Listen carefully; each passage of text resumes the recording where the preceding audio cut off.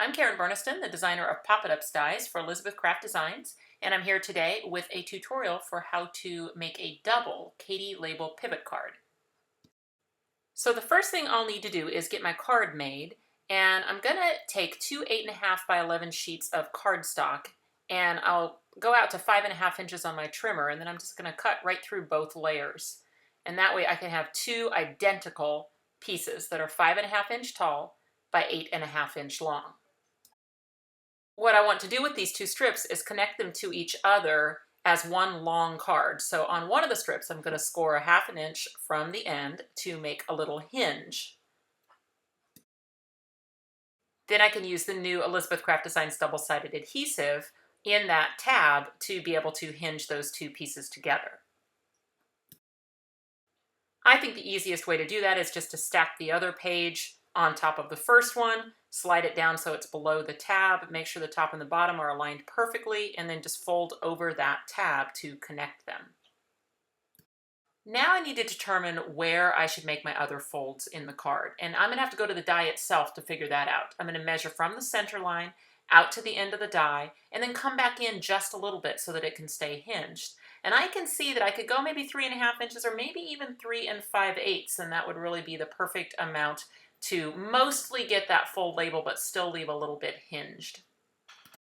So now I'll put my center fold right at the 6-inch mark on my scoring board, and I'll just count out 3.5 inches, add an 1/8 to it so it's 3 5/8, and then do the same in the other direction. And now I'll just fold on each of those score lines. It doesn't actually matter which way I fold for right now. I'm just trying to locate them. Now it's time for die cutting, and where I'm going to line up my Katie label pivot card is actually on the left fold, and I'm just going to use the alignment nubs that come on the die, line it up along that fold. It can go anywhere along the fold. I decided I wanted to put a little bit higher in the card, and then you'll see I've kind of taped it down so it won't move. And now I'm going to fold the other half of the card to the back behind the die. And you'll see out on the end how a little bit of the end of that die is hanging off the fold so that it will not cut. So since I'm going to die cut through 2 layers and it is cardstock, I will want to run through my machine and then run back through the machine.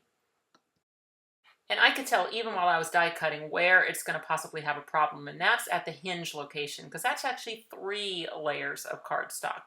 So right there in that center line, I'm fairly certain that it's probably not going to cut all the way through 3 big thick layers of cardstock. But I'm just going to take a look. I could line the die back up and cut again, but I think since I can see the lines and they're pretty easy lines, I'm just going to use my Elizabeth Craft Designs detail scissors and just go in and snip the couple little lines that didn't quite cut all the way through. So that just took a second, and now those little center areas that didn't quite cut all the way through are separated. So there you can see my double pivot card. It's actually quite easy to train this, and so we'll do that next. So training a double pivot card, it starts with just working the big folds. That should be valleys on the outer 2 folds and then a mountain in the middle. So basically you're just making an accordion with the big pages. Now if I set that on the table, I should be able to, with my thumb, kind of reverse the inner label so that they want to start going opposite the outer pages. So see how that's starting to happen? Then I'll be able to grab the 2 outer big labels and just press the whole card closed. And you'll see you have alternating zigzags. You've got the big pages going zigzag in one direction and your labels zigzagging in the other direction. Now remember, I had used 1/2 inch of one side of my card to make the hinge, and so you can see now that when it's folded up, they're not even. And this is a great time for me to even up the ends and make it whatever size I want it to be in the envelope. And in this case, I decided I wanted an A2. So it's already 5.5 inches tall, so I'm just going to cut it now to 4.25 wide. So there you have it, a double pivot card. It does fold up to be an A2, and now it is ready for some decorations. The nice thing about pivot cards is that backing strips are always optional. It doesn't really require it structurally, but sometimes you just want it because you think it might look nice to have a backing strip on there. So you just have to measure that distance there between the center of the label and the edge of the card and cut yourself a strip that'll fit in there. And I'm going to do this for the front of the card and the back of the card. I'm adding my adhesive on the card itself, sticking that strip in there, and then just trimming off the excess. And now when the card is closed, because of that little backing strip, you're not going to see any gap between the edge of the label where you can see through the card. And same thing on the back of the card. One thing I thought would be fun for this card would be to emboss all the panels using one of my new embossing folders. So I'm going to flatten everything right back out again so that I can run this through 4 times with an embossing folder and emboss each panel. I'm going to use the new Clouds embossing folder on this card.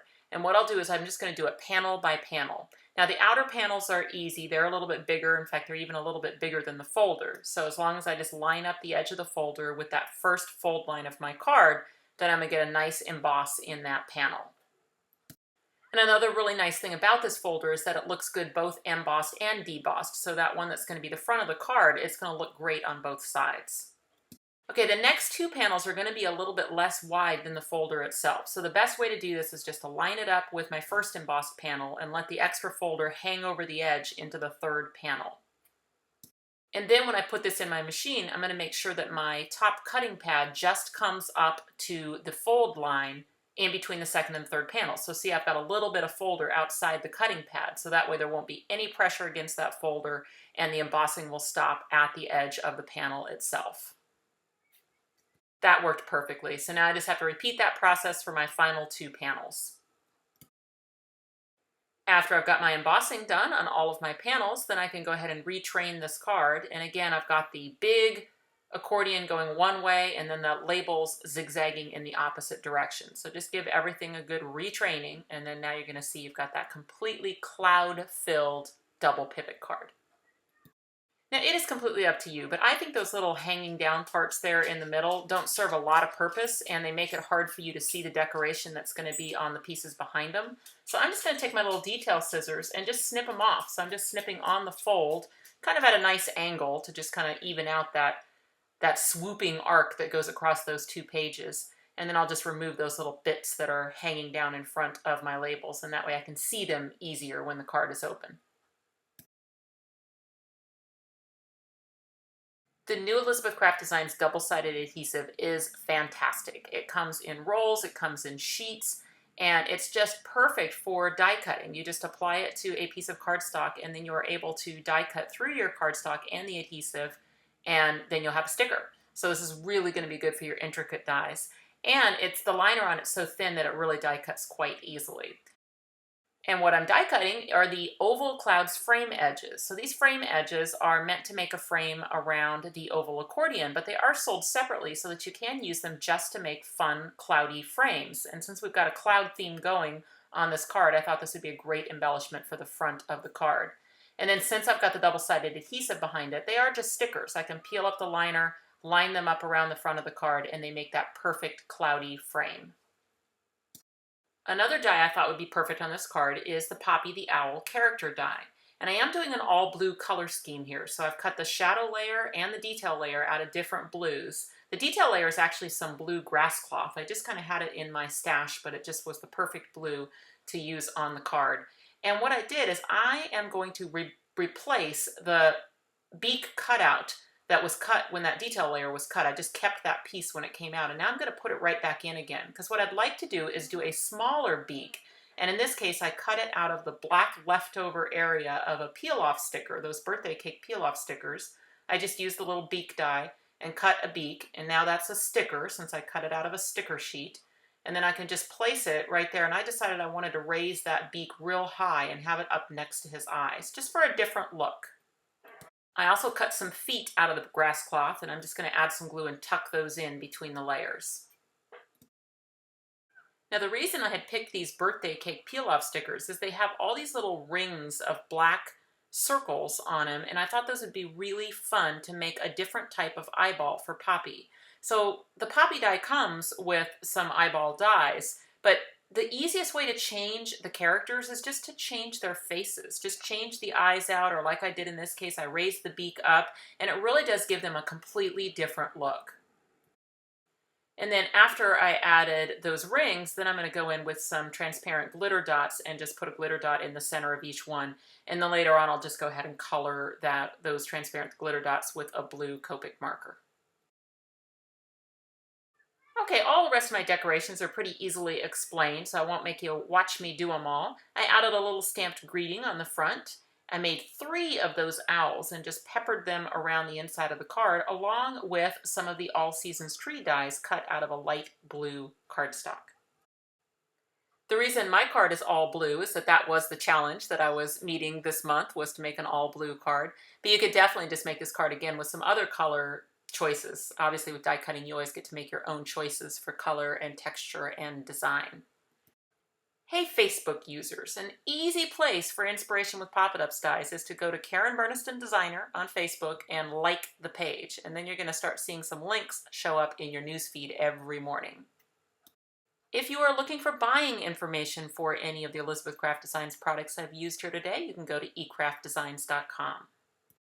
I did 3 videos for this month's Designer Challenge. You can also find a video on the white double pivot card, which was the evergreen pivot card die, and then also the red card, which was the heart pivot card die, also doubled, and also on YouTube, so I hope that you will subscribe. Need links to everywhere I am around the web? Start at KarenBurniston.com. Thanks for watching.